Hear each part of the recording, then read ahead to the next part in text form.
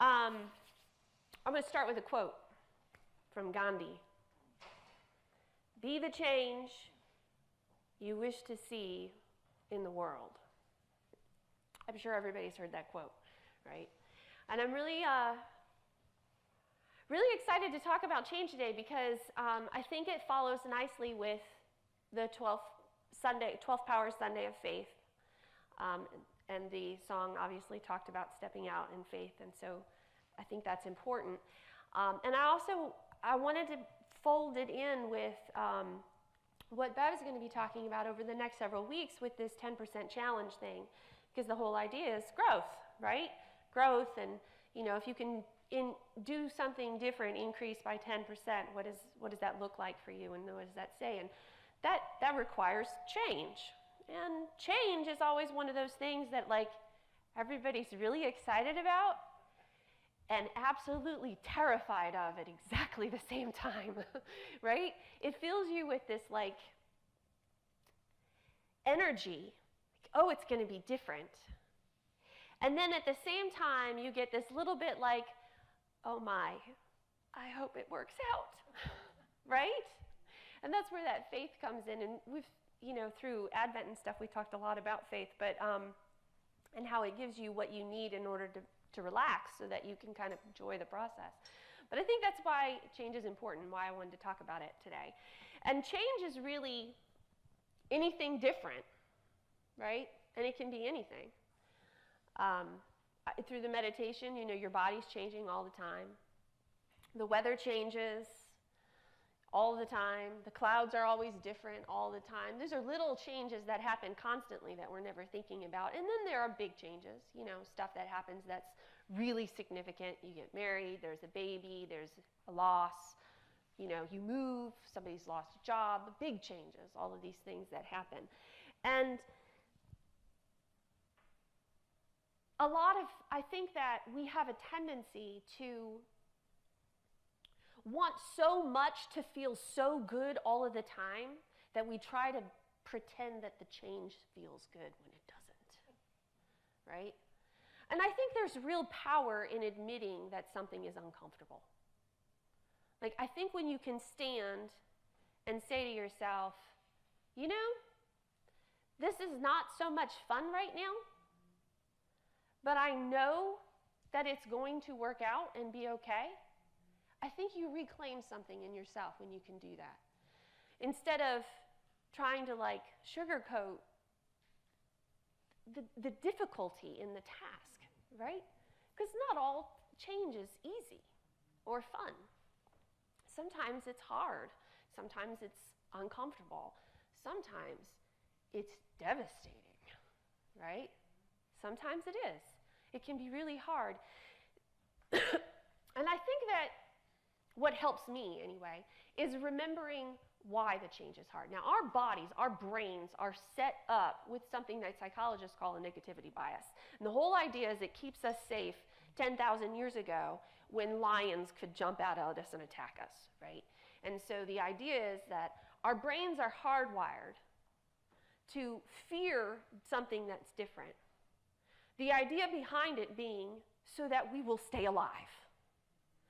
Because when the saber-toothed tiger was out, if something was different, the tiger could jump out and you could get eaten. And that was bad. That's bad. Nobody wants to be eaten by saber-toothed tigers. The problem is that we're probably not in a situation anymore where we really have to be worried about being eaten by tigers. But our brains are still operating on this thing that makes us push. If it hurts, we pull back. If you touch fire, you move. It's what your body is programmed to do in order to keep you safe. What we need to do is remember that because that's the way our brains are wired, that we have the power to change the way that feels inside of our bodies. And it's a deliberate effort. It takes conscious choice and thought, commitment, and faith that it's going to work out and everything's going to be okay. And that's what takes you through the uncomfortableness of the change, right? There can be little changes. I was talking about this, thinking about what I was going to say today, and we do those grocery delivery services for dinner. Makes my life so much easier. Right? And so we've been trying one vendor for several weeks. We really, really love it. And then we're like, you know what, let's try these other folks and see what that's like. And so we get this new packaging, and we've been encouraging Lily to cook one meal a week using this because it's sort of foolproof. You get all the ingredients, they give you exactly how much you need, there's directions. It's a great way for her to learn how to be in the kitchen. It's a really good time for her. We can leave her alone and she doesn't feel like somebody's watching over her shoulder. What's everybody doing? She does her thing. She was doing really well with our first little box. She's doing a good job. The new box comes and she's like, I don't like this at all. I'm like, what do you mean? It's exactly the same. It's not the same. The packaging is different. Look at all this plastic. I don't know what this means. And I'm like, in my head, thinking about today, I'm like, well, isn't that interesting?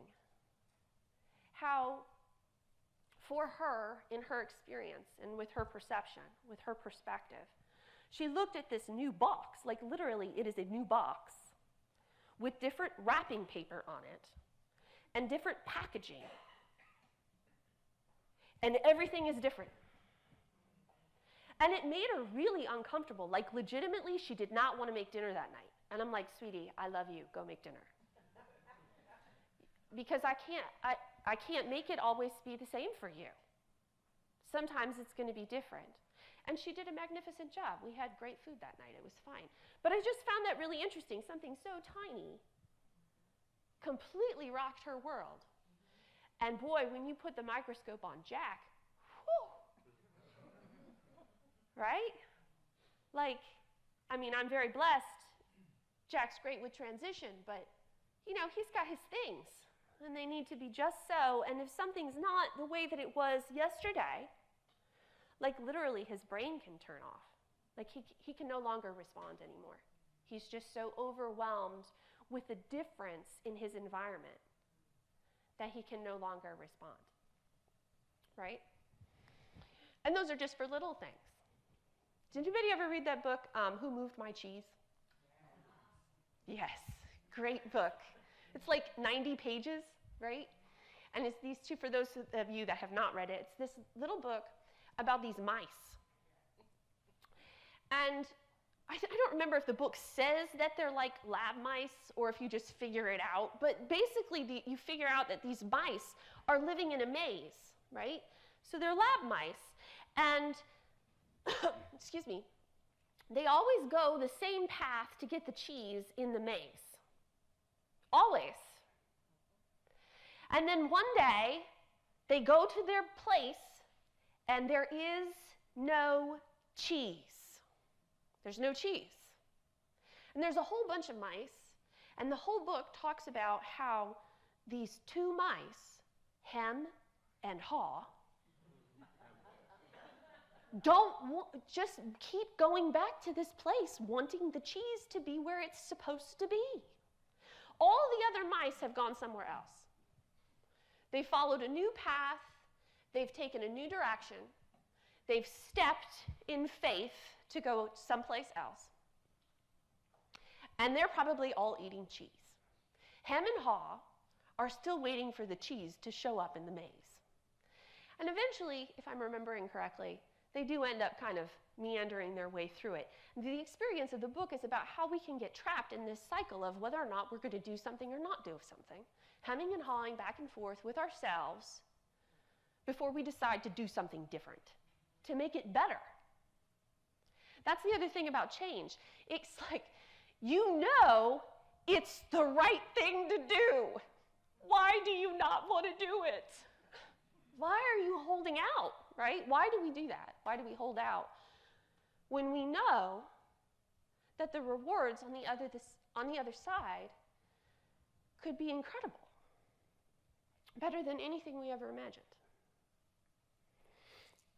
There's a rabbi, I'm probably going to mutilate his last name, I apologize. His name is Rabbi Abraham Twerksky. I'm going to hope that that's right. Apologies if it isn't. He tells a story of how lobsters grow.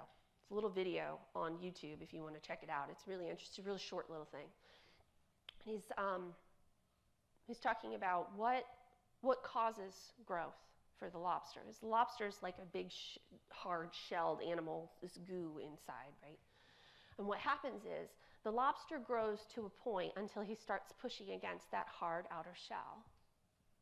And when he starts pushing against this hard outer shell, and he feels uncomfortable, he goes underneath a rock, so he's safe, right? Gets rid of the shell, and sits there until a new one grows that's bigger, that fits his new size, right? And the prompting for that is that he felt uncomfortable. The same is true with a caterpillar turning into a butterfly. Butterfly is trying to get out of its cocoon. It's pushing, its chrysalis, It's pushing. If you help the butterfly, it dies. It has to, the wings need to beat. They have to get air in order for the butterfly to be able to fly. Has to do it.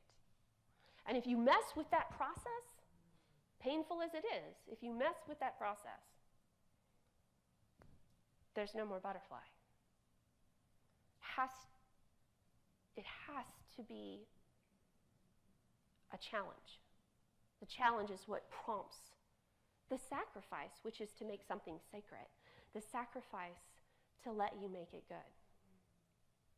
Right? When I was thinking about this talk today, I really wanted to bring in the magnitude of this. And the biggest story that I could think of in the Bible that talks about change is the crucifixion. And I know it's not Easter yet, right? The Buddhists do a meditation where they meditate on their own death in order to accept the idea of impermanence. And the crucifixion story is about the biggest change that we can have. The biggest change we can have. Literal death occurs so that something new can become of it. I am fairly certain that the experience on the cross was not pleasant. And yet, out of that came this redemption and hope and this newness that was an experience that had never been had before. How do we do that for ourselves? Where is the area that causes you the most uncomfortableness? How is it asking you to grow? And how do you help yourself stay strong through the change? And I personally think that the answer to that question is faith and acceptance and non-judgment, which is also something that Bev brought up last week. And hear me when I say this, not just non-judgment of yourself. I'm not talking about the situation. I'm talking about don't judge yourself through the process. You know, because you can talk yourself out of things when you think you're supposed to be a certain way, or you're supposed to do something a certain way, or there's some expectation of how you're supposed to live.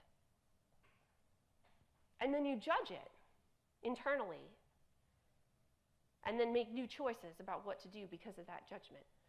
Don't judge yourself either. Just sit. Commit to yourself on what it is that your goal is. What's motivating you to change? Why is the change important? What is your intention for change? Define it. I intend this. I'm going to make this choice because. And then let the process happen. And love yourself a ton while it's happening, because it's not always going to be fun or pleasant. It's not always going to feel good. But every step that you take gets you closer to your end goal, and then pretty soon, one day, you're different. And you're different because you're thinking different. And that thinking different helps you act different because you have to be the change. You can't wait for the change. You have to be it. It's an action, it's a step, it's a decision, it's a choice. So, as you go through your life, not just your week, and listening to these 10% challenges that we're going to be talking about over the couple of weeks with Bev, which I'm very excited about, by the way. It's going to be fun. Ask yourself those questions, the big ones and the little ones. You know, ask about how the packaging is different and why that makes you uncomfortable, and ask about why the big stuff is making you uncomfortable. Use it as an opportunity to get to know yourself better, your world better, and to step into the person that you've always wanted and know that you can be. That Christ within, that experience of your highest and your best. So, thank you very much today. Have a good one. Amen.